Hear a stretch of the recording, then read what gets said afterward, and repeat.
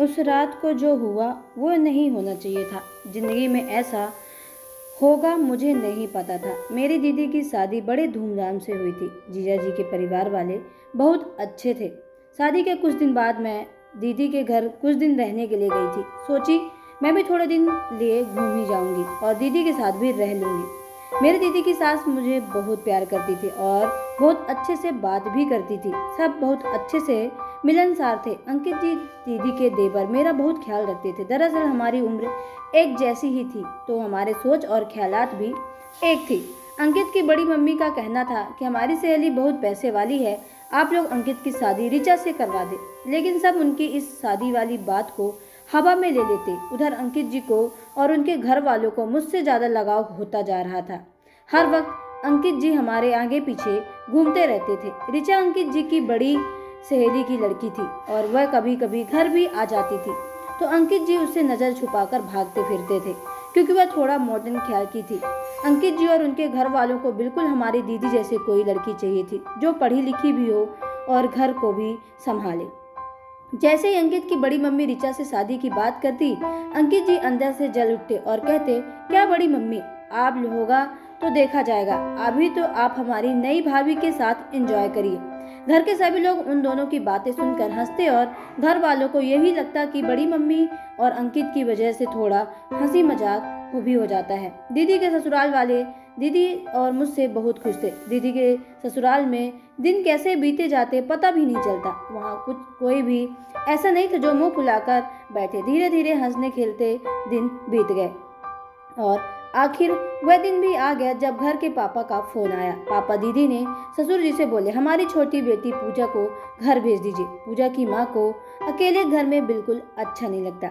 आपका घर तो हमारी दोनों बेटियों ने भर दिया है, लेकिन हमारा घर एकदम सुनसान सा पड़ गया है। दीदी के ससुराल थोड़ा बहुत आनाकानी की, लेकिन फिर मान गए। बोले ठीक है, अंकित के साथ पूजा को भिजवा देता हूँ। अंकित जी मुझे घर तक छोड़ने आए, लेकिन अंदर से वह बहुत दुखी थे। वह धीरे धीरे हमारी बातें फोन पर होने लगी और हम एक दूसरे से प्यार हो गया और सिलसिला आगे बढ़ता जा रहा था। और एक दिन ये बात हमारी दीदी को भी पता चल गई। दीदी इस बात पे बुरा ना मानते हुए एकदम खुश हो गई और बोली कि कुछ दिन बाद घर वालों से बात करके शादी के बारे में। अंकित जी और यह सुनकर बहुत खुश हो गए। तभी हमने अगले ही दिन दीदी के अचानक बहुत सी तबीयत खराब हो गई। दीदी जीजा और उनके परिवार वाले जल्दी से हॉस्पिटल लेकर पहुंचे। इधर हम लोग भी जल्दी से हॉस्पिटल पहुंचे। वहां पहुंचते ही मैंने दीदी को अंदर एडमिट। उनके ससुराल वाले सभी लोग रो रहे थे। अंकित की तरफ देखकर खुशी हुई तो उसके समय वो भी कुछ दीदी के अलावा कुछ नजर नहीं आ रहा था। अचानक से डॉक्टर साहब बाहर आए और बोले, डेड बॉडी पेशेंट की ले जा सके, हम उन्हें नहीं बचा सके हैं। उनके पेट में अल्सर था जो कि पॉइजन बन के रह गया, इस वजह से हम उन्हें नहीं बचा पाए। ये सब सुनकर पैरों तले जमीन खिसक गई। दीदी अंदर से अकेले पड़ गई थी। उन्हें देखकर ये लग रहा था कि वह उठ जाएंगी, लेकिन ये दोबारा कभी नहीं हो सकता था। सभी लोग रोते रोते बेहाल हो गए। जीजा जी को उस वक्त बहुत दया आ रही थी। वो एकदम शून्य पड़ गए थे। न किसी से चुप करवाने की हिम्मत थी और न ही रोने की। हमें नहीं पता था कि दीदी को अचानक से ऐसा हो भी जाएगा कुछ। घर आकर दीदी की दाह संस्कार हुआ और उनके लिए पूजा पाठ करवाया गया। धीरे धीरे उनके बिना जीना सीख गए, लेकिन जीजा जी की हालत किसी भी नहीं देखी जा रही थी। इधर मेरे और अंकित जी का प्यार का फूल खिलता। उससे पहले ही दीदी किसी को कुछ बताए भी बिना चली गई।